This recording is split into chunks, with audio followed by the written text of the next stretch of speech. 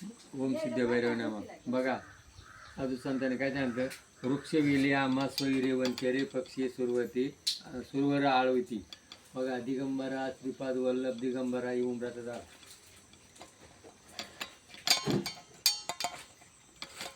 अंगणात पारी जात काचा सडा पडे, कशी फुले येचा याला येशील तुगडे. बाबा, पारिजातकाचं झाड आहे आणि त्या म्हणीप्रमाणे अंगणात फुलं पडतात.